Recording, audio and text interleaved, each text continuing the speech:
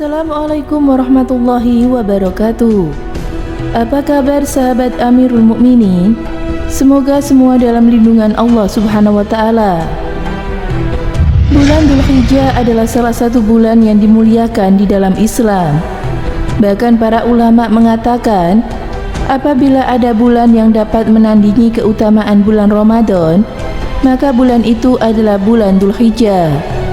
Allah Subhanahu wa taala berfirman dalam surat Al-Fajr ayat 1-3 yang artinya, demi fajar dan malam yang 10 dan demi yang genap dan yang ganjil. Para ulama berbeda pendapat dalam menentukan 10 malam yang dimaksud oleh Allah dalam ayat tersebut. Penafsiran para ulama ahli tafsir mengerucut kepada 3 pendapat, yaitu yang pertama, 10 hari pertama bulan Dzulhijjah, kedua, 10 malam terakhir bulan Ramadan, dan yang ketiga, 10 hari pertama bulan Al-Muharram.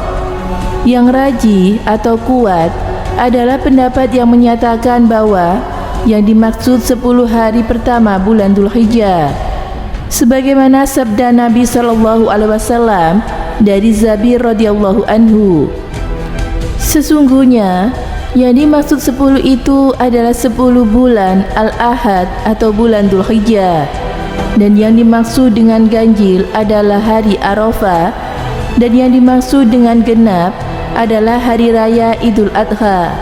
Hadis riwayat Ahmad An-Nasai. Hadis ini dinilai sahih oleh Al-Hakim. Pada bulan Dzulhijjah, umat Islam dianjurkan untuk memperbanyak amalan seperti berpuasa, bersedekah, hingga menyantuni anak yatim untuk bisa mendapatkan keutamaan bulan Dzulhijjah.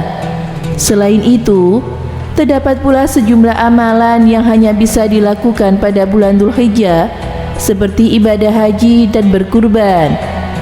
Berikut ini adalah keutamaan dari bulan Dzulhijjah. Puasa Arafah adalah di antara kekhusyuan umat Islam. Di dalam bulan Dzulhijjah ada sebuah hari yang sangat agung, yaitu hari Arafah. Pada hari tersebut disunahkan bagi yang tidak sedang melaksanakan haji untuk melaksanakan puasa.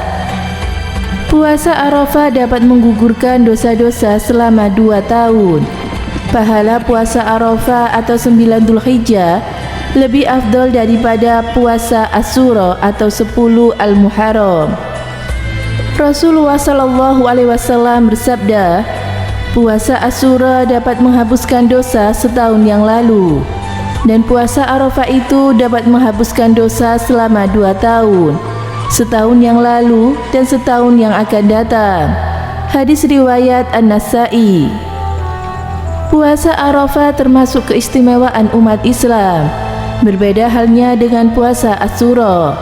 Oleh karena berkahnya Rasulullah SAW, Allah melipat gandakan penghapusan dosa dalam puasa Arafah 2 kali lipat lebih besar daripada puasa Asyura.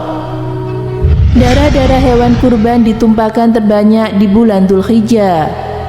Rasulullah SAW bersabda, sebaik-baiknya pelaksanaan haji adalah yang paling banyak bertalbiyah dan yang paling banyak berhayut atau menyembelih hewan sebagai hadiah untuk fuqara Mekah.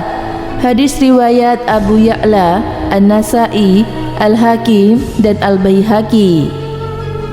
Bulan Dzulhijjah selain sebagai bulan haji juga disebut sebagai bulan kurban karena banyaknya hewan kurban yang disembelih pada bulan tersebut.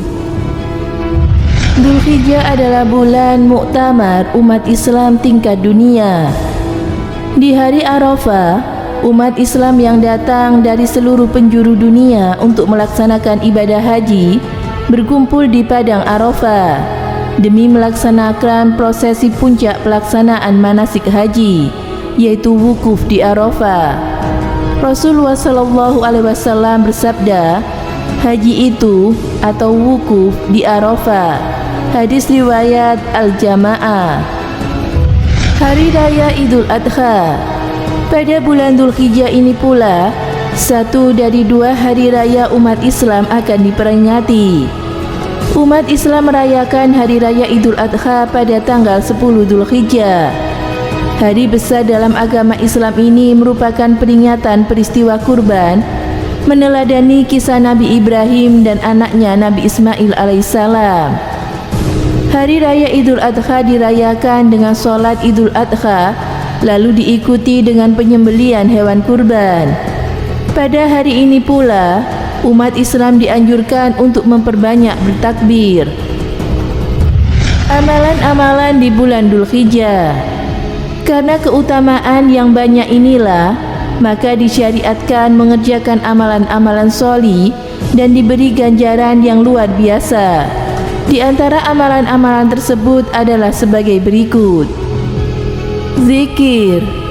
Allah Subhanahu wa Ta'ala berfirman, supaya mereka menyaksikan berbagai manfaat bagi mereka dan supaya mereka menyebut nama Allah pada hari-hari yang telah ditentukan. Al-Quran Surat Al-Hajj ayat 28. Ibnu Abbas radhiyallahu anhu berkata, hari-hari yang telah ditentukan adalah 10 hari pertama bulan Dzulhijjah. Berzikir yang lebih utama di hari-hari yang ke-10 ini adalah memperbanyak takbir, tahlil, dan tahmid. Rasulullah SAW bersabda, maka perbanyaklah di hari-hari tersebut untuk tahlil, takbir, dan tahmid. Hadis riwayat Ahmad. Puasa. Tidak syah lagi kalau berpuasa termasuk amal sholi yang sangat disukai oleh Allah. Di samping anjuran melaksanakan puasa Arafah pada tanggal 9 Dzulhijjah, maka disukai juga untuk memperbanyak puasa di hari-hari sebelumnya, atau dari tanggal 1 sampai tanggal 8 Dzulhijjah. Berdasarkan keutamaan nas-nas hadis tentang keutamaan berpuasa, Rasulullah SAW bersabda, demi zat yang jiwaku berada di tangannya, sungguh bau mulut orang yang berpuasa itu lebih wangi di sisi Allah daripada wangi minyak kasturi. Tilawah Al-Quran. Rasulullah SAW bersabda, Al-Quran adalah sebaik-baik zikir. Hadis riwayat Ibnu Khuzaimah. Adalah hal yang sangat baik jika dalam waktu 10 hari tersebut kita dapat menghatamkan bacaan Al-Quran dengan membaca 3 juz setiap harinya. Hal ini sebenarnya mudah untuk dilakukan, yakni dengan memanfaatkan waktu sebelum dan sesudah sholat fardu, dengan membaca 3 lembar sebelum sholat dan 3 lembar sesudah sholat. Insya Allah, dalam 10 hari kita mampu menghatamkan Al-Quran. Intinya adalah mujahadah atau bersungguh-sungguh. Sedekah. Di antara yang menunjukkan keutamaan bersedekah adalah cita-cita seseorang yang sudah melihat ajalnya di depan mata, bahwa jika ajalnya ditangguhkan sebentar saja, maka kesempatan itu akan digunakan untuk bersedekah. Allah Subhanahu wa Ta'ala menceritakan saat-saat orang menjelang ajalnya, dan belanjakanlah sebagian dari apa yang telah kami berikan kepadamu sebelum datang kematian kepada salah seorang di antara kamu. Lalu ia berkata, ya Tuhanku, mengapa engkau tidak menangguhkanku sampai waktu yang dekat, sehingga aku dapat bersedekah dan aku akan termasuk orang-orang yang sholi.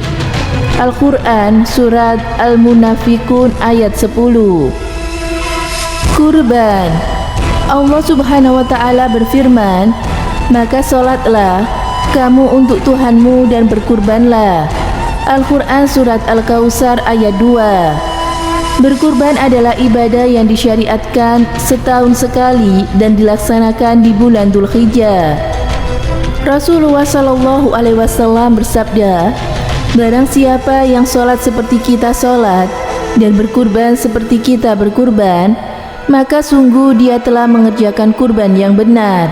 Dan barang siapa yang menyembelih kurbannya sebelum sholat Idul Adha, maka kurbannya tidak sah.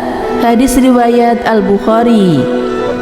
Ini menunjukkan bahwa ibadah kurban itu merupakan kekhusyuan dan syiar yang hanya terdapat di bulan Dzulhijjah. Haji. Allah Subhanahu wa taala berfirman, haji itu pada bulan-bulan yang ditentukan. Al-Quran Surat Al-Baqarah ayat 197. Yang dimaksud dengan haji dalam ayat tersebut adalah ihram untuk haji bisa dilaksanakan dalam bulan-bulan yang sudah ditentukan, yaitu Syawal, Dzulqa'dah, dan Dzulhijjah. Selain bulan-bulan tersebut, maka ihram seseorang untuk haji tidak syah. Bahkan, hampir sebagian semua prosesi manasik haji dilaksanakan pada bulan Dzulhijjah. Akhirnya, kita memohon kepada Allah Subhanahu wa taala agar diberikan kekuatan dan taufiknya agar kita bisa mengisi 10 hari pertama di bulan Dzulhijjah dengan amal-amal sholih dan diterima oleh Allah Subhanahu wa taala sebagai pemberat timbangan kebaikan kita di yaumul hisab kelak. Amin. Semoga bermanfaat. Wallahu a'lam bishawab.